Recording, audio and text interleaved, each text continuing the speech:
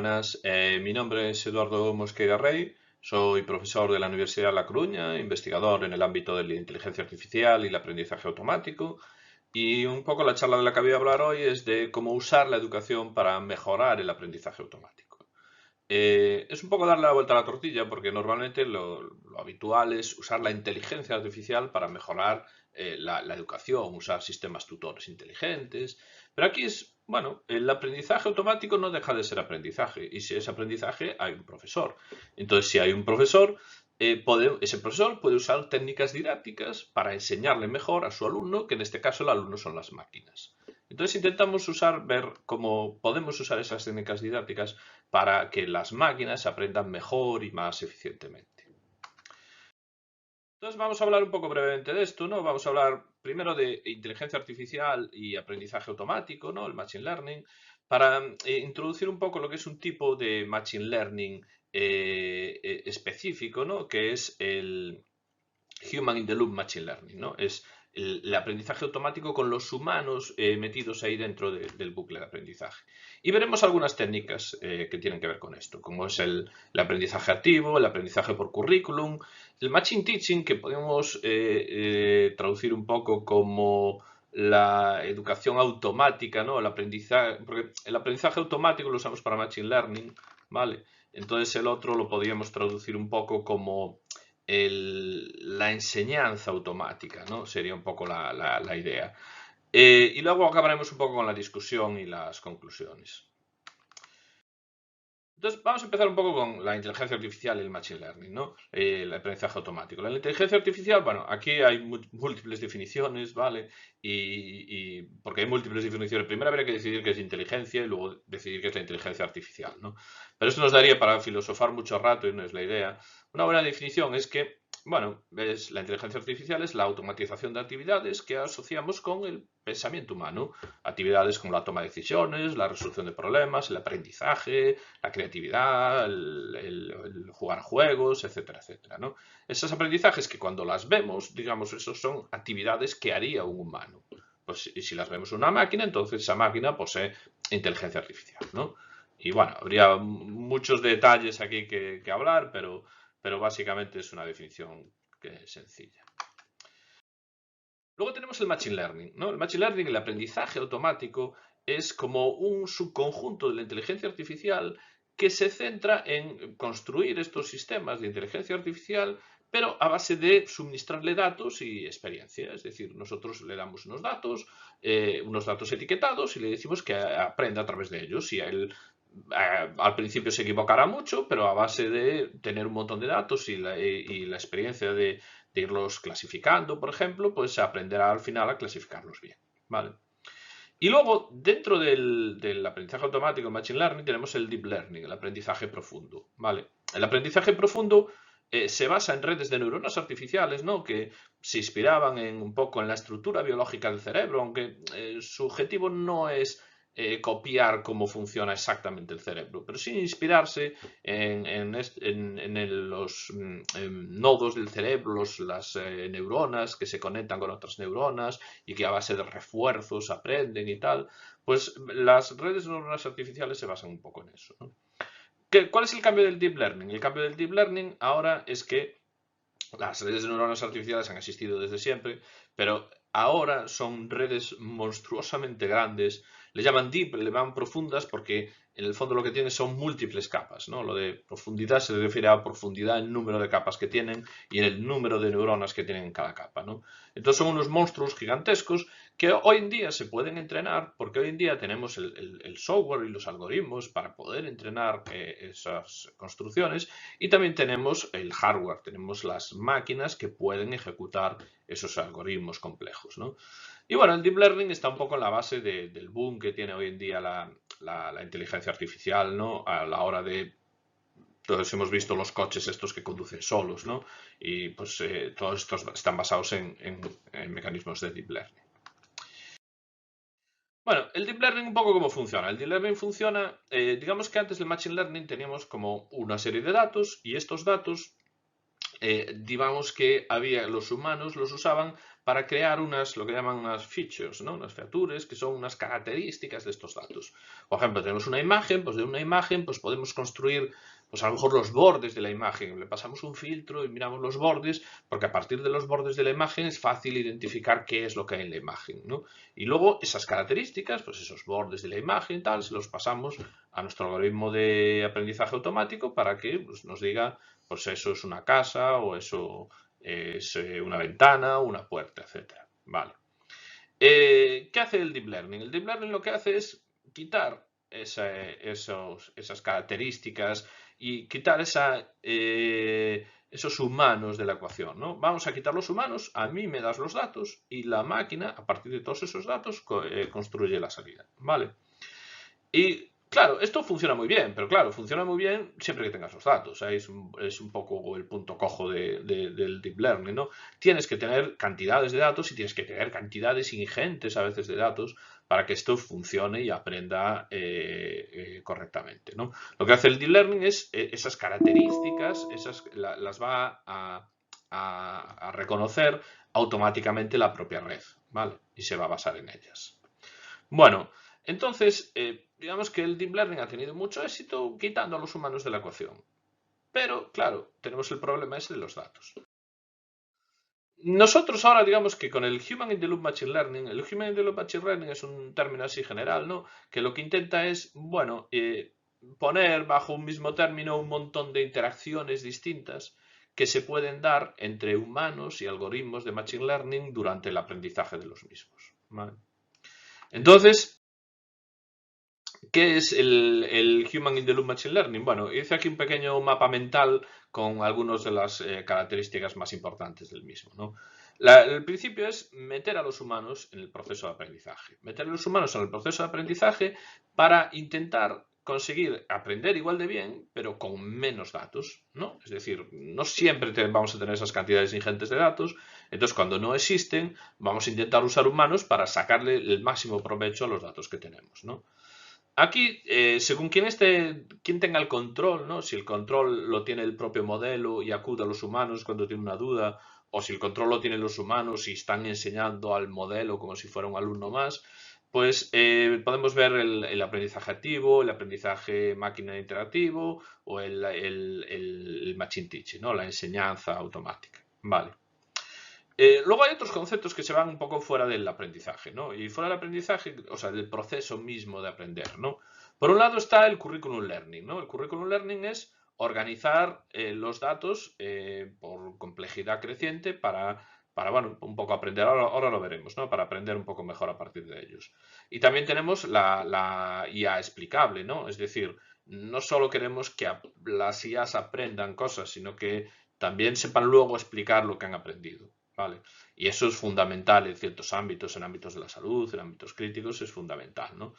Y eso nos lleva a, si nos vamos más allá del aprendizaje, a términos como la IA usable o la IA útil, ¿no? La IA usable se refiere a que, bueno, que si metemos todos los humanos en el bucle, estamos metiendo cosas de interactividad que hay que tener en cuenta para que sea usable, pero también tiene que ser útil, y útil en el sentido amplio, útil a la sociedad, entonces tiene que ser una IA que puedas confiar en ella, y puedes confiar en ella porque esta IA te explica cosas, y te explica cosas porque has metido a los humanos ahí en la ecuación y le han ayudado a entender las cosas mejor, ¿no?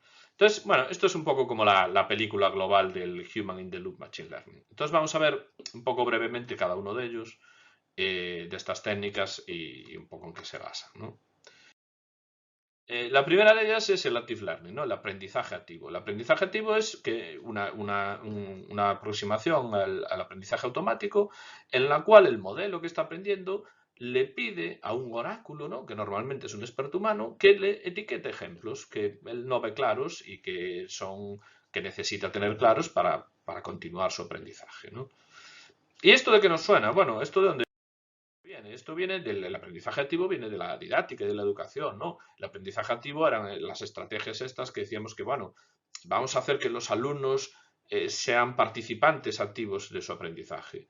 No es una clase magistral donde el profesor explica y los alumnos están ahí atendiendo y nada más, sino que los alumnos tienen que ser participantes activos y hacer preguntas al profesor y participar más activamente, ¿no? Bueno, trasladando esta acción educativa, trasladándola al Machine Learning, lo que un poco lo pretendes hacer es que el modelo que está aprendiendo, que sea curioso, ¿no? Que pida información cuando tiene dudas, ¿vale? Y que pida información cuando encuentra casos nuevos que no están etiquetados, ¿no? Habíamos dicho que el problema es tener esta cantidad de... A veces el problema no es tener la cantidad de datos, a veces es tener la cantidad de datos etiquetados convenientemente, ¿vale? Entonces, si etiquetar es algo caro, algo que consume mucho tiempo y es una tarea que los humanos hacemos muy bien, pues bueno, podemos requerir a los humanos para hacer eso, ¿no? Entonces, dice aquí, siguiendo estrategias como la exploración o la explotación, ¿no? Es decir, la máquina puede decidir que explorar nuevos casos. Tengo aquí un caso que no se parece en nada a ninguno de los que he visto antes. Pues le voy a preguntar al humano que me diga, a ver, este caso cómo lo clasifica, ¿vale? O explotar, ¿no? Y explotar esta regla la he aplicado un montón de veces, la vamos a intentar aplicar de nuevo a este nuevo caso y que el humano me diga si estoy acertando o no, ¿vale? Entonces, esto de que el modelo pregunta al humano, ¿no? Es como, bueno, es el alumno, nuestro alumno es el modelo que está siendo activo en su proceso educativo, ¿vale? Otra técnica también es el curriculum learning. ¿Vale? El curriculum learning es introducir los conceptos gradualmente en grados de complejidad creciente para así, bueno, pues ir construyendo, digamos, sobre lo que ya has aprendido, ¿no? Vale, el curriculum learning en la educación está basada en el currículum, ¿no? Es decir, primero les enseñas a los niños a sumar, luego a restar, luego a multiplicar, porque multiplicar no son más que sumas repetidas, y luego a dividir, que es lo más difícil, porque pero en dividir tienes multiplicaciones, tienes sumas, tienes restas, es decir, vas organizando un currículum a partir de cosas más fáciles y luego construyendo conceptos más complejos sobre los conceptos más sencillos que has visto antes, ¿no? Bueno, eso lo hacemos siempre en la educación, ¿vale? Bueno, pues en Machine Learning se descubrió también un poco que esto de soltarle datos a lo loco a las máquinas para que aprendan, sí, está bien, y si tienes millones de datos, pues al final acaban aprendiendo. Si tienes pocos datos o no tienes tantos datos, a lo mejor plantear un cierto orden en los datos que le estás presentando, seguir una estrategia curricular, ¿vale? Puede ser adecuado para que las máquinas puedan aprender mejor y puedan aprender más eficientemente y puedan, pues, construir conceptos más complejos a partir de los conceptos más sencillos, un poco como hacen los alumnos humanos, ¿no? Y luego tenemos, por último, tenemos también el machine teaching, ¿no? La educación automática, si queremos decirlo de alguna forma. Es un nuevo paradigma de la inteligencia artificial en el cual nosotros tenemos un profesor, que es un humano, que va a transferir conocimiento a un sistema de inteligencia artificial, ¿vale? Entonces, claro, el origen, aquí el machine teaching, el problema es que como machine teaching aparecen cosas bastante diferentes, ¿no? Y usamos, digamos, aquí la terminología es un poco complicada y se usa el mismo término para cosas diferentes. Originalmente el machine teaching se usaba como los sistemas tutores inteligentes, ¿no? Cuya meta era usar la inteligencia artificial para mejorar la educación, ¿vale? Ahora en Machine Learning, el concepto actual de Machine Teaching en el Machine Learning, los roles cambian, ¿no? Es decir, es un humano enseñando a un modelo. Enseñando un modelo usando las técnicas que el humano, las técnicas educativas que el humano enseñaría como si tuviera que enseñarle a un niño, ¿no? Es decir, bueno, o un alumno. Vamos a enseñarle, pues eso, también un poco usando el curriculum learning, casos primero más sencillos, luego más complicados, viendo cómo responde el alumno, viendo si le pasamos casos sencillos, se lo sabe, los complicados no, a lo mejor tenemos que volver a los sencillos, etcétera, etcétera, ¿no? Y aquí un poco la idea de base del Machine Teaching es que sean los expertos del dominio, no los expertos en Machine Learning, sino los expertos del dominio, ¿no? Es decir, si estoy haciendo una aplicación de medicina, que sea el propio médico el que se siente delante del sistema y empiece a enseñarle a una máquina, pues, a reconocer un tumor, ¿vale? Entonces, claro, lo que pretendes es eso. El experto de Machine Learning está, pero está en el desarrollo de este sistema de Machine Teaching, en el desarrollo de esta aplicación, ¿no? Pero no está a la hora de transferir el conocimiento humano a la máquina. Para eso lo que queremos es conectar al experto del dominio con la máquina directamente, ¿vale? Y esto tiene muchas aplicaciones. Una muy curiosa es, por ejemplo, la de humanizar las inteligencias artificiales que van a interactuar con humanos, ¿no? En la bibliografía se pueden ver algunos ejemplos en los que usan el Machine Teaching para entrenar a bots, ¿vale? Para hacer estos bots más humanos, porque estos bots luego van a interactuar con humanos y quieres humanizar a estas inteligencias artificiales, ¿no? Entonces las quieres entrenar con un humano para que sean más humanas. Bueno, entonces, para acabar, bueno, pues una breve así discusión y conclusiones, ¿no? Eh, Podemos ver en primer lugar eso, ¿no? Que el deep learning, el aprendizaje profundo, echó a los humanos del bucle de aprendizaje, ¿no? Los humanos, bueno, aparecían como expertos en machine learning, que lo que hacían era ajustar los hiperparámetros de las redes, el número de capas, pero el proceso de aprendizaje los humanos no están presentes, ¿no? Están antes preparando el proceso, pero no durante, ¿vale? Claro, el Deep Learning hizo eso a cambio de incrementar el coste computacional que requiere, ¿no? Requieres unas máquinas tremendas, requieres unas GPUs, hoy en día las unidades de proceso gráficas, estas que se usan para los juegos o para minar bitcoins, se usan hoy en día mucho para el aprendizaje profundo, ¿vale? Entonces, el Human in the Loop Machine Learning lo que pretende es volver a traer a los humanos al bucle de aprendizaje y volverlos a traer con técnicas que vienen de la didáctica, ¿no? Técnicas que, bueno, los humanos vienen al bucle de aprendizaje a enseñar a las máquinas cómo aprender usando su experiencia propia que viene de la didáctica y del mundo de la educación. Bueno, también un poco una consecuencia de volver a traer a los humanos es que los humanos volvemos a traer los problemas asociados con los humanos. La disponibilidad, ¿no? Los humanos están disponibles o no están disponibles. La atención, ¿no? Si le das 1000 casos a etiquetar por un humano, los primeros 100 te los etiqueta bien. Luego ya se aburre y los últimos están mal hechos. La interactividad. Si interactúas con humanos, pues tienes que tener una interfaz gráfico que sea que evite, por ejemplo, eso, que evite el aburrimiento, que sea fácil de vistoso, agradable.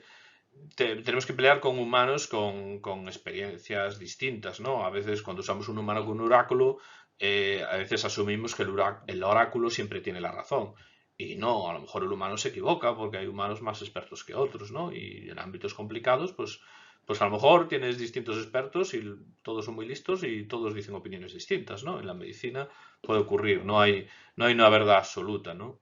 Y esos son problemas que te puedes encontrar, ¿no? Bueno, añadir a los expertos al bucle de aprendizaje lo que nos ayuda es a evitar este efecto de caja negra, ¿no? Decíamos que el deep learning es como la técnica de aprendizaje automático que mejores resultados da, también es la más oscura, la que no sabes qué está ocurriendo ahí dentro. Es más, le has dejado a la máquina que lo haga todo dentro, entonces lo haga todo y ella lo hace y hace unos resultados espectaculares, pero luego no sabes por qué, o sea, tú le preguntas ¿por qué piensas que esto es un tumor? Y no te sé decir por qué. Te sé decir porque, bueno, porque las otras veces que he visto esto, pues parecía un tumor. Entonces, pues, es similar a otros casos, te digo que sí, pero por algún motivo, la coloración, el tamaño, lo que decimos, cuando veas un lunar, pues el tamaño y tal, te explican. Eso las máquinas no son capaces o no es fácil. Y cuanto más hacia el deep learning tiramos, más complicado les resulta a las máquinas explicar esas cosas, ¿no? Entonces, es otra razón para meter a los humanos dentro del bucle de aprendizaje, ¿no? Los humanos no solo pueden etiquetar un dato que tú no sabes cómo es, sino que te van a etiquetar un dato y te pueden dar información de, bueno, esto es un tumor porque tiene una forma irregular, tiene una forma alargada, tiene una coloración distinta, etcétera, etcétera. Y te pueden dar esa explicación. Y esa explicación la máquina la puede aprender también. Y si la puede aprender, luego cuando le pregunten la puede usar, ¿no? Porque, y ya como conclusión final, estamos un poco hablando de que la inteligencia artificial, la siguiente frontera tecnológica, o sea, la siguiente frontera no va a ser solo tecnológica, ¿no? Sino que va a ser una frontera humanística y ética, ¿no? Se descubrió, pues, recientemente, ¿no? De que muchas inteligencias artificiales eran claramente racistas, ¿no? Es decir, hacían cosas, si habíamos dicho en la definición inicial de que la definición de inteligencia artificial es que cuando vemos un comportamiento en la máquina y ese comportamiento lo vemos en un humano, pues ese comportamiento de la máquina lo consideramos inteligente porque el humano es inteligente, ¿no? Y una cosa era una definición de inteligencia artificial. Bueno, pues ahora estamos empezando a ver comportamientos en las máquinas que si los viéramos en los humanos, diríamos que los humanos son racistas, ¿no? Y hay un caso muy simpático de una IA de Google que clasificaba a las personas de color y tal, las clasificaba como gorilas y no como humanos. Y era, bueno, básicamente porque habían entrenado a la máquina sin datos de personas de color y solamente había personas blancas, entonces, pues este no es blanco, no es un humano. Y, y tenía cosas que comportamientos de ese estilo, ¿no? Entonces ahí hay una nueva barrera y hay un campo de la inteligencia artificial que es eso de la inteligencia artificial ética, la inteligencia artificial confiable, ¿no? Y un poco va también confiable y tú confíes en una inteligencia artificial si esta inteligencia artificial te ayuda te explica por qué ha tomado una decisión. Y te lo puede explicar porque un humano se lo ha dicho. ¿Vale? Bueno, y con esto llegamos al final de la presentación. Gracias por vuestra atención. Si tenéis cualquier pregunta, bueno, me podéis perfectamente mandar un correo, incluso en redes sociales como Twitter, pues habitualmente estoy por ahí, habitualmente a veces respondo preguntas a la gente. Entonces, cualquier duda o cualquier interés que tengáis en este tema, que a mí me parece muy interesante, pues aquí estoy. Vale, pues nada, este es el fin, así que gracias de nuevo por vuestra atención.